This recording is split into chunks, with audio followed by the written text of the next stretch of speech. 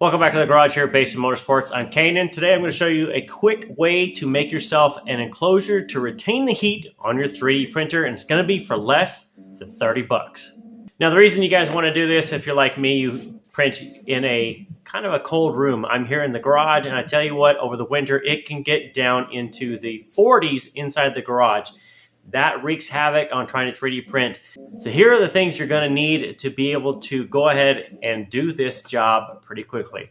You're going to buy one complete sheet that is 4 foot by 8 foot of 1 inch thick hard insulation that is going to be aluminum sided on one and just foam on the other. Next, you're going to need a roll of foil tape to seal the edges.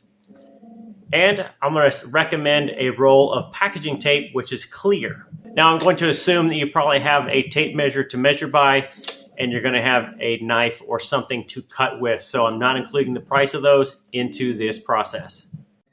Now when you buy your 4x8 sheet, you're going to cut it into 8 separate pieces. You only need 5, so you're welcome to cut only 5, but you're going to cut them into a 2 foot by 2 foot piece. So you can see there are 8 total pieces out of a 4x8 sheet. You're just going to measure with your tape measure and go ahead and cut it with your razor knife or whatever you're going to use to cut it with. Now the 5 sheets I mentioned that you're going to need are going to be your 4 sides and a top. With this, I'm not using a bottom so that I can lift this cover off. And once you go ahead and take those 5 pieces together, you can use the foil tape, just as I showed you, to tape the edges. Now you're going to tape 4 of these basically in a box. Use one for the lid, which is pretty simple to do. That way you have a 5-sided cube, if you will, and you're going to have the bottom open. Now, a couple things you can do if you're a nervous printer like me. You can use the tape, the packaging tape, which is clear, to be double-sided. Now, you're going to use it like a double pane window. Put one section on the wall on the inside and one section on the outside. That way you leave a set of air in here like a double pane window, but you can look down in there. Now you can also do like I do. If I show you, if I kind of scan down here, you can see that I've got my control panel open. It's just big enough that my bed can come through the edge if it needs to, but the way it's built, it probably will not.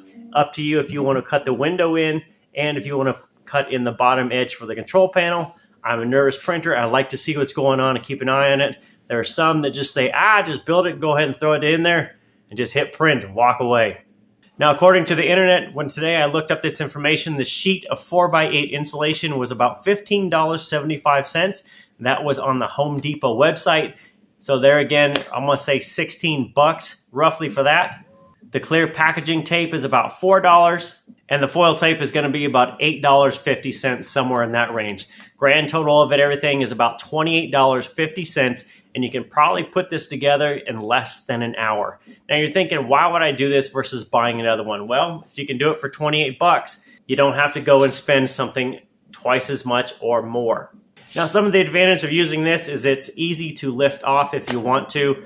You can also add lighting in there. I may do that in the future. Just add like maybe a LED battery powered light that goes up in the top. That way it's always on and you can see in there. Otherwise, you can shine a flashlight through the window here and look down to see what's going on.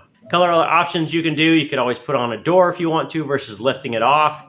It's tall enough that I can fit both spools on there if I need to. Right now I just have one. And you can also add a filter in there, like a charcoal filter, in case you're trying to print something smelly like ABS, and it doesn't matter if it's inside or outside. You can also do that. The benefit of this is I've already measured it with a non-touch infrared thermometer.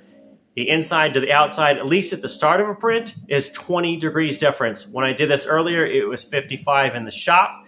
I can target here at 55 degrees. I can go inside the window and target inside to the printer. It was 75 degrees. So 20 degrees over the course of a 2-hour print. That heat is only going to build up from there and probably get a little bit warmer, probably up in the 30 degrees difference from in to out. That may help if you ever have to deal with breezes, or if you're in a cold shop like I am over winter where it can get down to negative something outside. This gives me a shot at doing a full print in here without worrying about it. Now, if you have any questions on this, go ahead and leave them down in the comments below. If you have a great comment, leave that. Like, subscribe, any of the other things to do with the video. And otherwise, we'll see you next time. Hopefully you enjoy this for less than 30 bucks.